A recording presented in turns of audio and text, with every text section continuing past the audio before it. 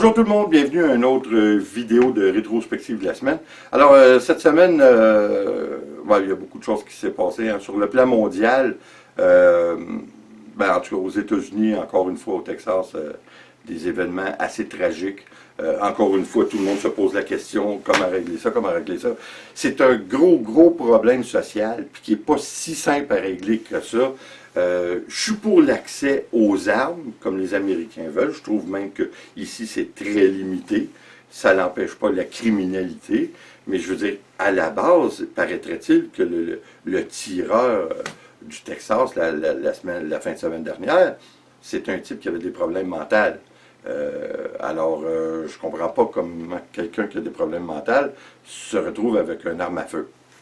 Là est la base du problème. Je trouve que, à défaut de limiter l'accès aux armes, puis ça je peux comprendre les arguments, puis je veux pas commencer là-dessus, mais je veux dire, au minimum, les gens qui ont eu des problèmes mentaux devraient être restreints à l'accès aux armes. Il me semble que c'est un non-sens. Ça n'a pas d'allure que ce gars-là, il y avait des armes à feu. On ne peut pas réfléchir de façon logique, parce qu'encore une fois, c'est un problème social. Puis là, les Américains parlent beaucoup de terroristes, puis tout ça, mais leur plus gros problème ne vient pas des terroristes de l'extérieur, et des musulmans, etc. Leur gros problème vient de l'intérieur, de leur propre personne. C'est rare qu'on voit un peuple qui a aussi peur de son gouvernement. C'est plein de milices, là, surtout en particulier dans le sud américain. C'est plein de milices que eux autres, ils se préparent à combattre leur propre gouvernement. Il faut-tu avoir peur à un moment donné? Puis je comprends pas pourquoi, parce que ça a été une des premières démocraties dans l'histoire du monde. Et puis il me semble que leur démocratie est sur des fondations solides. Si on regarde l'histoire d'autres pays, ils n'ont pas rien à craindre. C'est ça que je trouve drôle, leur peur maladive envers leur gouvernement qui ne mettent aucune confiance en leur gouvernement et leurs représentants. C'est vraiment étrange à quel point ils sont les Américains. Ce qui fait en sorte qu'ils ont toujours peur du monde extérieur. On a juste à voir ce qui se passe en Corée du Nord. La plupart des gens sont quand même assez terre à terre, là, puis ils savent qu'à un moment donné, la Corée du Nord peut parler, mais c'est probablement juste du vent. De toute façon, je prétends que c'est juste du vent après les derniers événements, parce que Trump était en Corée du Sud, et puis si vraiment la Corée du Nord aurait voulu puncher, puis vraiment mettre ce qu'il voulait faire en place, c'était simple, hein? Il avait juste envoyé une coupe de bombes nucléaires sur la Corée du Sud pendant que le président américain était là. Ça aurait fait un coup d'éclat épouvantable. Mais le fait qu'ils ne l'ont pas fait, tant mieux, c'est une mauvaise de bonne chose, mais ça nous laisse penser que ce qui se passe entre le président Trump et la Corée du Nord, c'est pas mal plus un pissing contest que d'autres choses. C'est deux têtes enflées puis qui ne veulent pas lâcher prise. Là, finalement, probablement que les gens autour de Trump ont commencé à y faire comprendre qu'à un moment donné, il faut être un petit peu plus, si on veut y aller avec la diplomatie, on ne peut pas toujours appeler son vis-à-vis de Rocketman, hein, de Small Rocketman, des affaires comme ça fait pas de sens. Ça, tu laisses pas de place à la diplomatie, là, tu fais rien qu'engendrer plus d'animosité. Ça n'a pas de sens. En tout cas, c'est vraiment fébrile ce qui se passe là-bas. Puis on a tous hâte de voir comment ça va se terminer. Puis on espère que la poussière va retomber un petit peu, là, parce que on est sur le bord de quelque chose. Hein? Ça va pas bien. De mon côté, YouTube. Qu'est-ce que je pourrais vous dire de YouTube? Je ne suis pas découragé, mais vous savez, ils disent que pour réussir sur YouTube, comme j'ai déjà dit avant, faut mettre le plus possible de vidéos. En fait, les grosses chaînes mettent une vidéo par jour et plus. C'est bon. Mais c'est de l'ouvrage en titi. Il y a beaucoup d'éditage à faire, beaucoup de montage des vidéos. C'est épouvantable tout l'ouvrage qu'il y a à faire, puis les gens ne le réalisent pas. Au pire, c'est-à-dire pas au pire, mais au minimum pour réussir, ils prétendent, YouTube même, qu'il faut mettre un minimum aujourd'hui de 3 vidéos par semaine. Parce que YouTube, ça sent bien gros, là. Il y a des millions et des millions de vidéos qui s'ajoutent à toutes les semaines.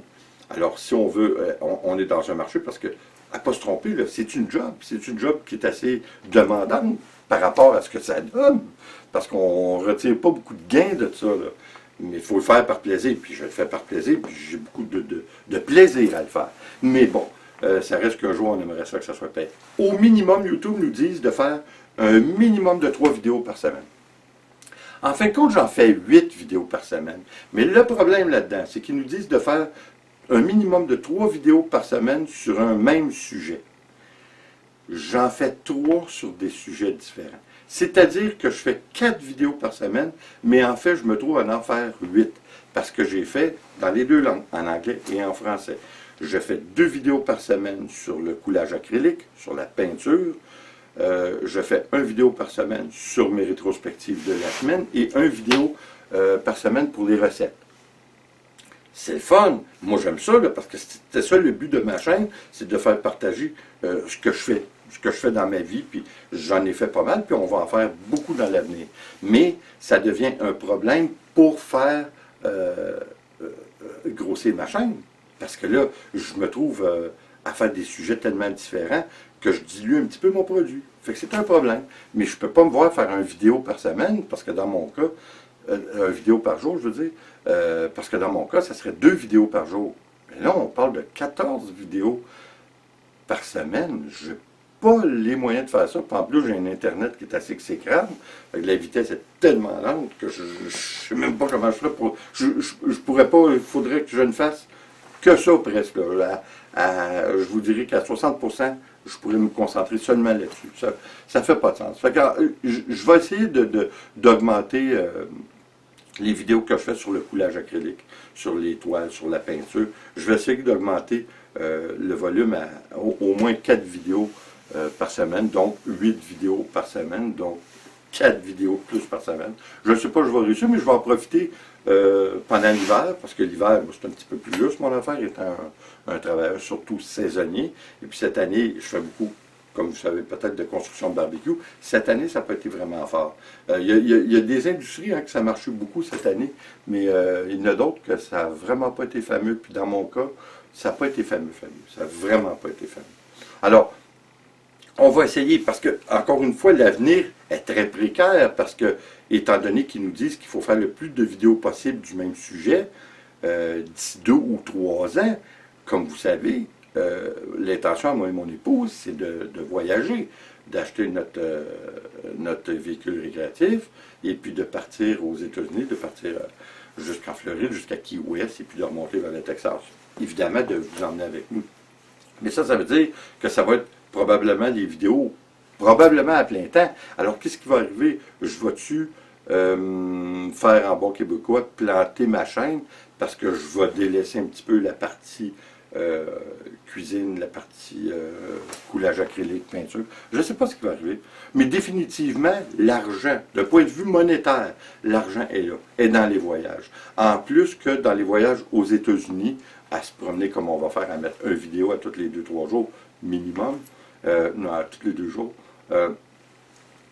En France, c'est une nouvelle niche. C'est une niche que je vais être presque unique là-dedans en français. C'est très, très intéressant. Mais encore une fois, je ne sais pas ce qui va se passer. Évidemment, je vais probablement essayer, pareil, il faut bien faire à manger, là, mais qu'on soit parti. Fait que je vais probablement essayer d'au moins faire une vidéo par semaine de bouffe. Et puis, une vidéo peut-être par semaine de peinture, malgré tout. Et puis, au prix, je la donnerai aux locaux de la place où on sera. Je la donnerai en cadeau et voilà tout. Fait que je pense que ça peut être intéressant. Quoi qu'il en soit, c'est toutes des choses qui restent à voir. On va voir ça avec le temps qui passe. Puis, comme je vous dis, ben, je vais essayer de donner un coup pour faire un petit peu plus de vidéos. Mais ça demande encore un investissement. Ça demande plus de peinture, plus de temps. Le temps, c'est pas si pire, là, mais c'est les coûts reliés à ça. Parce que je génère pas vraiment d'argent. On peut pas parler. Générer d'argent, fait qu'on le fait pour le plaisir. Hein? Oui, le plaisir, c'est pas toujours payant, mais il faut s'encourager que c'est amusant. Là-dessus, les amis, on va vous souhaiter une bonne fin de semaine. Comme toujours, s'il vous plaît, abonnez-vous. laissez un commentaire, ça fait toujours plaisir. Et puis on se revoit aux prochaines vidéos. Attention à vous. Ciao.